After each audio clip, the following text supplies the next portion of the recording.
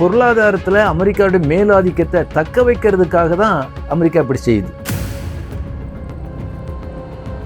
அமெரிக்க அரசாங்கம் India, China உள்ளிட்ட 54 நாடுகள் மீது 12.5% வரியை உயர்த்தியிருக்கிறாங்க.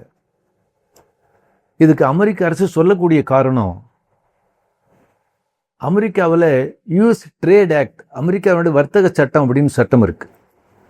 அந்த சட்டத்தினுடைய பிரிவு 301 அடிப்படையில் எந்தெந்த நாடுகளில் உற்பத்தியில், மேனுஃபேக்சரிங்கில் கட்டாய உழைப்பு, மனித உரிமை மீறல் இருக்கிறதோ அந்த நாடுகள்லேருந்து அமெரிக்கா இறக்குமதி செய்யக்கூடிய பொருட்களுக்கு 12% கூடுதலாக வரி விதிப்போம் அப்படின்னு சொல்கிறாங்க. இது எப்படி ஏற்றுக்க முடியும்? அமெரிக்காவில் ஒரு சட்டத்தை உருவாக்கி, யூனிலேட்டராக சுயேட்சையாக சட்டத்தை உருவாக்கி அந்த சட்டத்தின் அடிப்படையில் வரி உயர்த்துறாங்க. கூடுதல் வரி உயர்வுன்னா இதை ஏற்றுக்க முடியாது.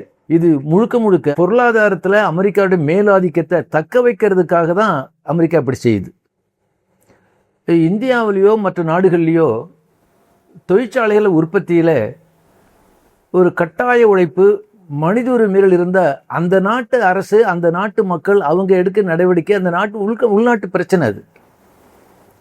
ஆனால் அந்த அமெரிக்கா அவங்க சொல்ல முடியாது.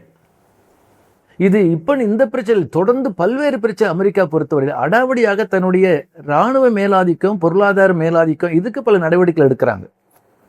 குறிப்பாக பல ஆண்டுகளுக்கு முன்னதாக ஈராக்கில் ஒரு அழிவுபூர்வமான ஆயுதம் வச்சிருக்கிறாங்க, வெப்பன் ஆஃப் மாஸ் டிஸ்ட்ரக்ஷன். ஆகவே நான் ஈராக் மேல் படையெடுக்கிறேன், படையெடுத்து அந்த நாட்டை நாசமாக்கி பல லட்சம் பேர் படுகொலை கொல்லப்பட்டாங்க. அப்புறம் அமெரிக்கா என்ன சொல்லிட்டான், ஐநா என்ன சொல்லிடுச்சு சொன்னா, அமெரிக்கா சொன்ன மாதிரி ஈராக்கில் அழிவுபூர்வமான எந்த ஆயுதமும் இல்லை. எவ்வளவு ஜெனசைட், எவ்வளவு மனித படுகொலை. அதே மாதிரி இப்போ கியூபா மேலே, கியூபா 1959 விடுதலை ஆச்சு. 60லேருந்து கியூபாவுக்கு வேறு எந்த நாடும் பொருளை ஏற்றுமதி பண்ணக்கூடாது, அங்கேருந்து இறக்குமதி பண்ணக்கூடாது அப்படின்னு தடை விதிக்கக்கூடிய ஒரு பொருளாதார தடை முற்றுகை அமெரிக்காவோட சட்டம்.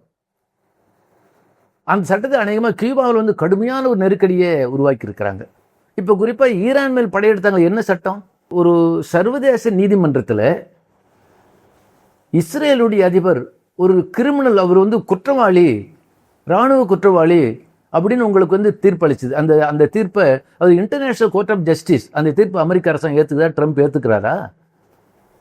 ஆகவே அமெரிக்கா ஒரு சட்டத்தை போட்டு அந்த சட்டத்தின் அடிப்படையில் நான் ஒரு 54 நாடுகள் மீது நான் 12% வரியை நான் கூடுதல் வரி விதிப்பேன்னு சொல்ல ஏற்றுக்க முடியாது. இப்போ தான் அமெரிக்க துணை ஜனாதிபதி இந்தியாவுக்கு வந்தார். இந்திய அரசாங்கத்துக்கும் அமெரிக்க அரசாங்கத்துக்கும் வர்த்தக பேச்சுவார்த்தை நடந்தது.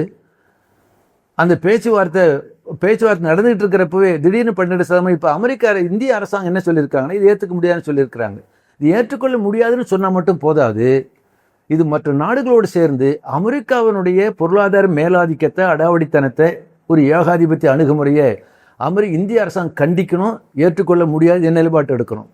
இப்படி ஒட்டுமொத்த பல நாடுகள் மீது அமெரிக்கா, இப்போ சைனா மேலே வரி போட்டது, இந்தியா மேலே வரி போட்டது, ஐரோப்பிய நாடு வரி போட்டது. இப்படி உங்களுக்கு ஒட்டுமொத்தமாக அமெரிக்காவினுடைய அவங்க நாட்டில் ஏற்படக்கூடிய பொருளாதார நெருக்கடி அல்லது பொருளாதார பற்றாக்குறை, அப்படிப்பட்ட பிரச்சனை அடிப்படையில் அந்த சட்டத்தை ஏற்றுக்க முடியாது என்பது முக்கியமான சொல்ல விரும்பும். அடுத்ததாக நீங்கள் ஈரானுடைய நாணயம், foreign exchange billions of dollars அமெரிக்க அரசாங்கம் முடிக்க வச்சிருக்கு. என்ன சட்டம்? அமெரிக்கா வச்சுதான் சட்டம் இல்லை. இப்படிப்பட்ட வர்த்தகத்தில் ஏற்படக்கூடிய பிரச்சனை தீர்ப்பதற்காக வேர்ல்டு ட்ரேட் ஆர்கனைசேஷன் WTO இருக்கு, நிறுவனம் இருக்கு. ஏதாவது வர்த்தக இறக்குமதி ஏற்றுமதி சர்ச்சை ஏற்பட்டால் உங்களுக்கு அந்த WTOக்கு தான் போகணும். அப்படி அமெரிக்கா போகுமா? ஏற்றுக்குவாங்களா? இப்போ அமெரிக்காவில் உணவு உற்பத்தி செய்கிறவங்களுக்கு அமெரிக்க அரசாங்கம் 40-50% மானியம் கொடுக்குறாங்க. என்ன அர்த்தம் அது?